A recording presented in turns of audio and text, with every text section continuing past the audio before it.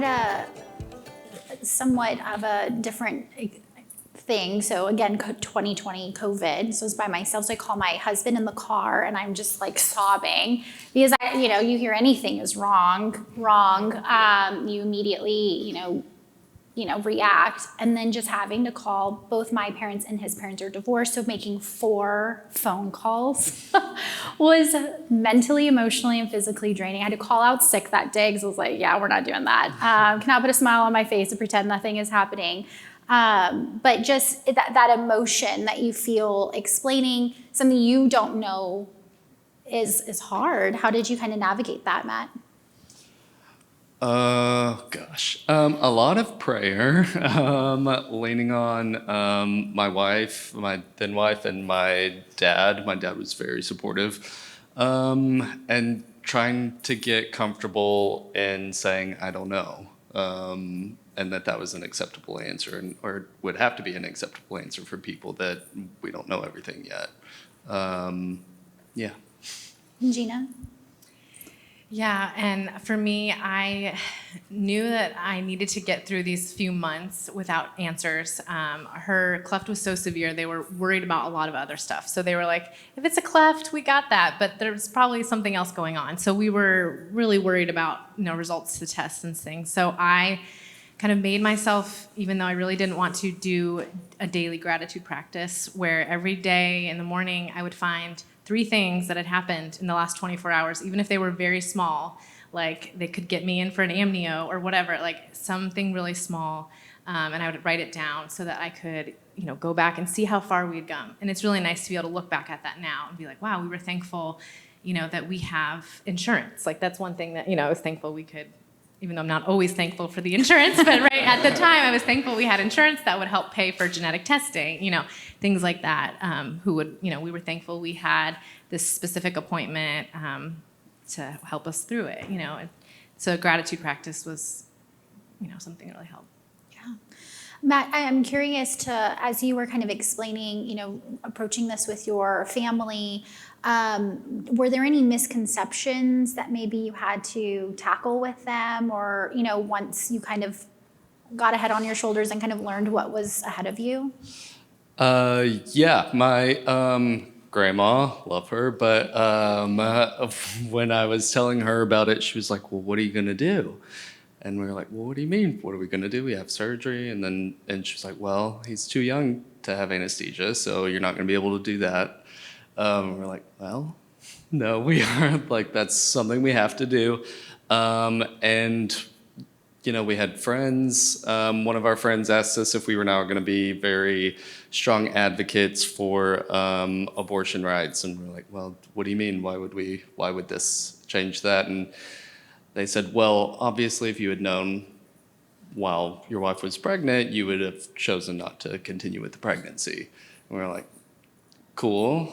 Don't talk to me again. And that was kind of something that we learned was that it's okay to cut people off. Anyway.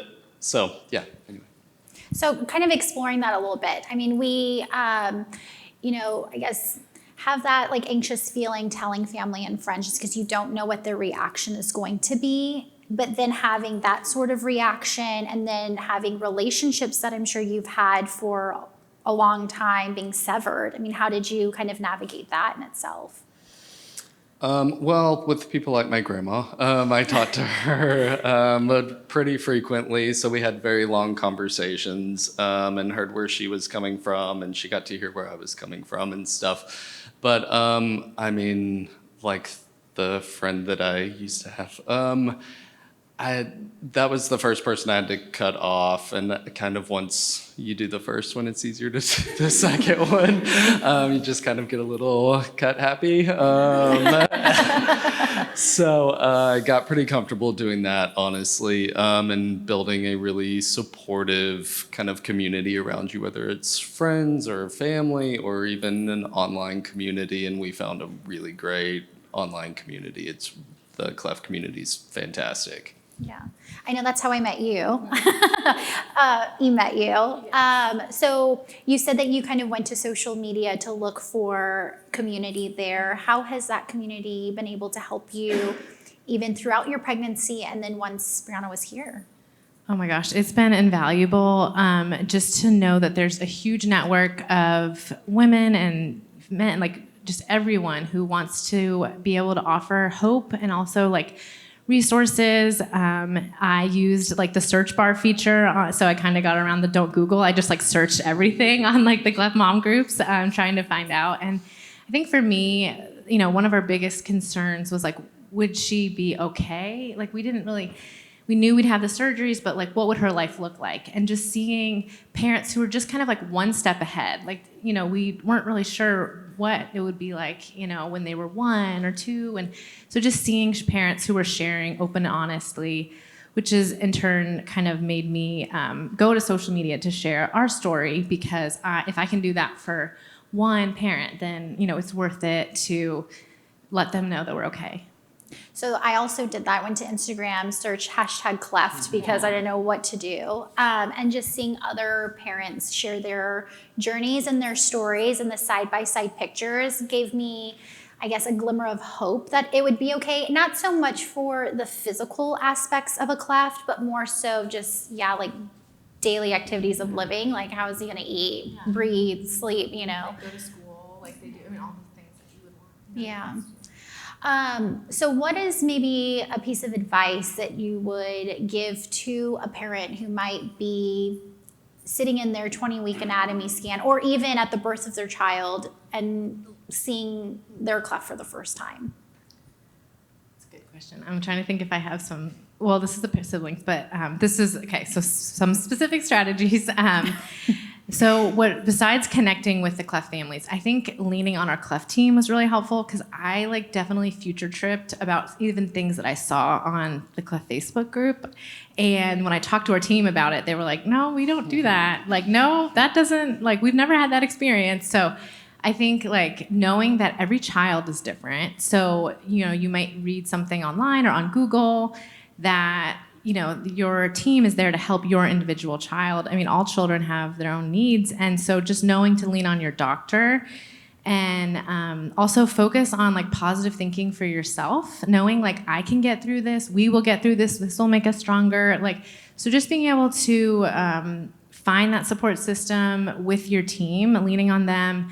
And then also like Smile Train has really great like website and videos. Like we're starting our speech evaluation on Monday, and I've already downloaded a bunch of like free resources that Smile Train has for like specific sounds that I can practice with Brianna, like books, like all this stuff is available online. So there's just a lot. There's a whole community that wants to help you. You just have to get kind of connected. And I always tell people, like, send me a message on Instagram. Like every single day I have someone who just got their diagnosis and they're like, what do I do?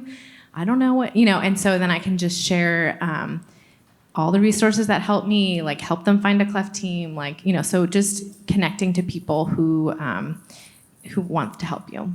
And Matt, what would your piece of advice be? Yeah, I agree. Definitely lean on your cleft team a lot and try not to look too far ahead. Just try to stay, you know, in your very narrow kind of window there that you have, because it's easy to really worry about and stress about all of the things in the future and what's going to happen in the future. So yeah, trying to stay positive and self-care and lean on your cleft team and know that it's a very individual kind of journey. Even though it's a big, really supportive community, they are very individual kind of journeys that they're all on. Yeah. Isn't it wild how clefts are one of the most common birth differences, and yet we truly don't think about it until you're affected by it personally? Like, that's so wild to me that there's so many of us out here and we don't know about it until, you know, we're personally affected. I think that's why it's so important to raise awareness and share our stories.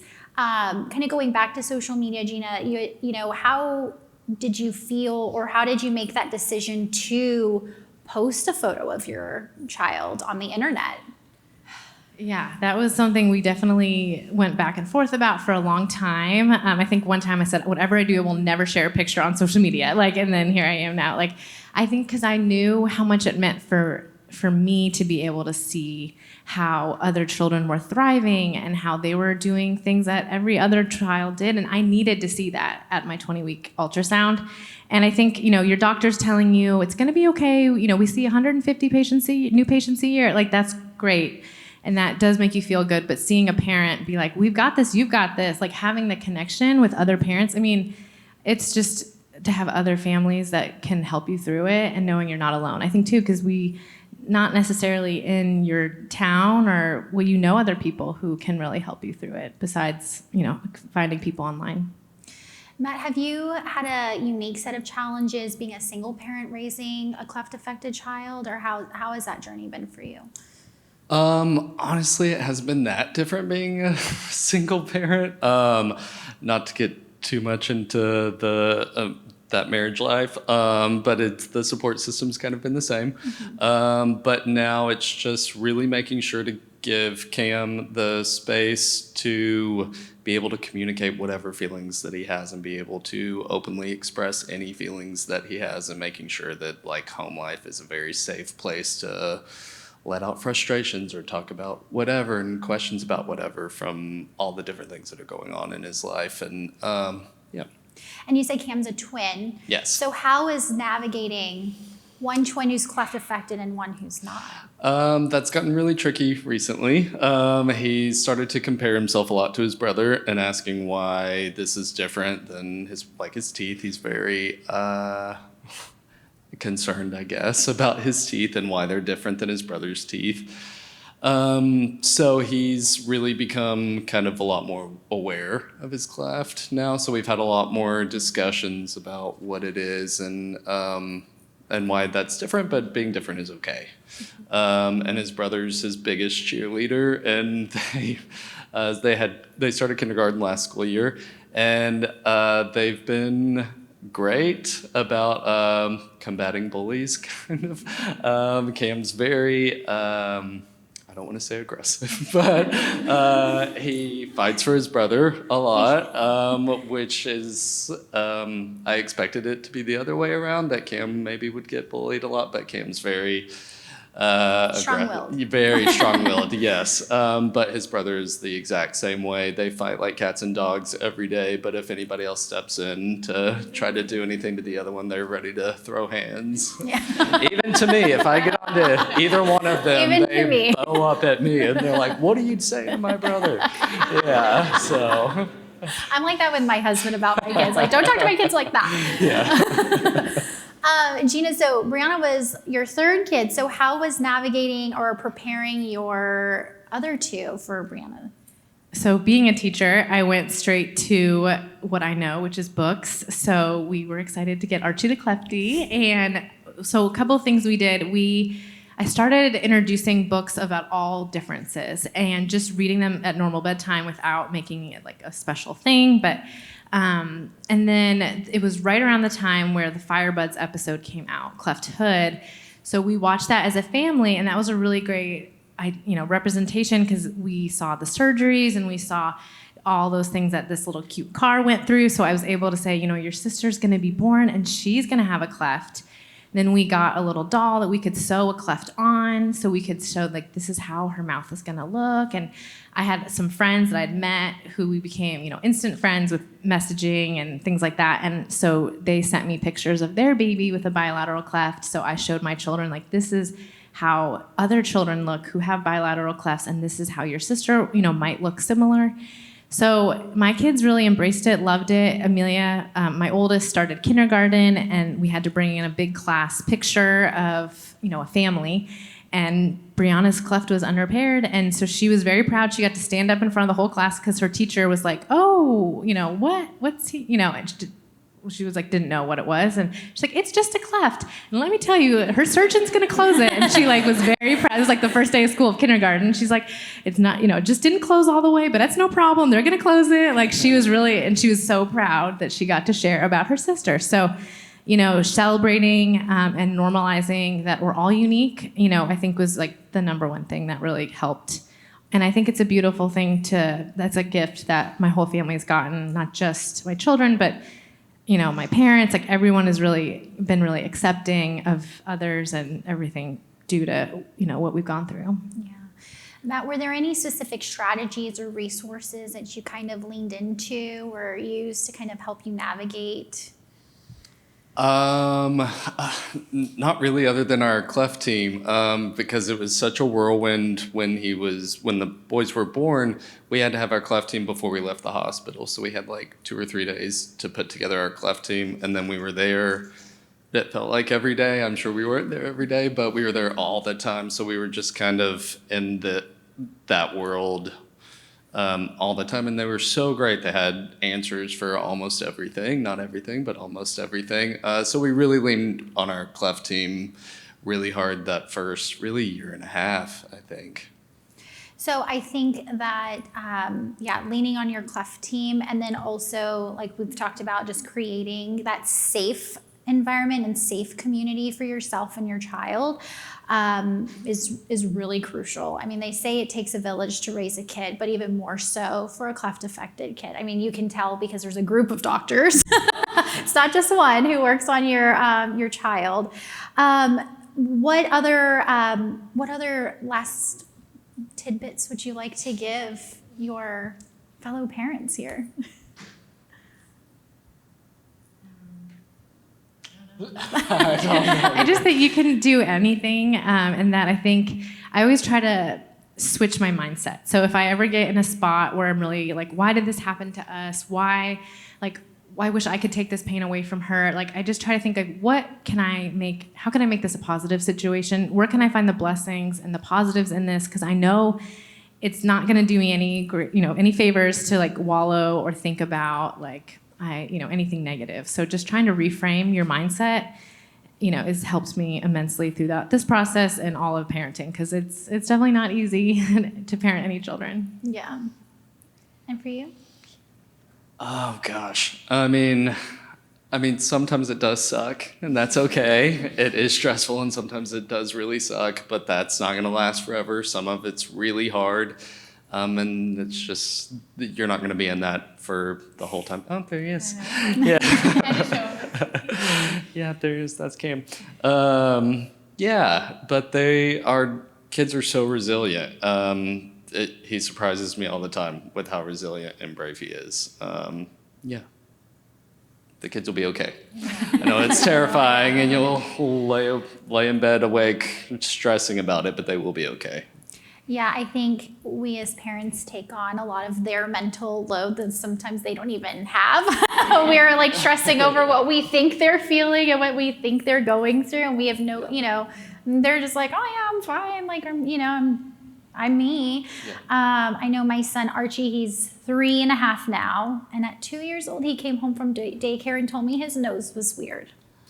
And that broke my heart. And I thought, oh my gosh, you're in daycare. Like, I could expect this more so in middle school or high school, but in daycare at 2, I thought, you don't even know what weird is. You don't even know what that word is. You've never said that before. And so for me as a parent, I took that to heart. But I was like, your nose isn't weird. Look, my nose, does this. I just made made different, I don't know, weird things with my nose. But and I said, you're beautiful, and everyone is beautiful. And so that's the message I think I try to instill in my son, my daughter now too, though she has no idea what's going on. She's only 1, so she's just like, I want bananas and to walk around.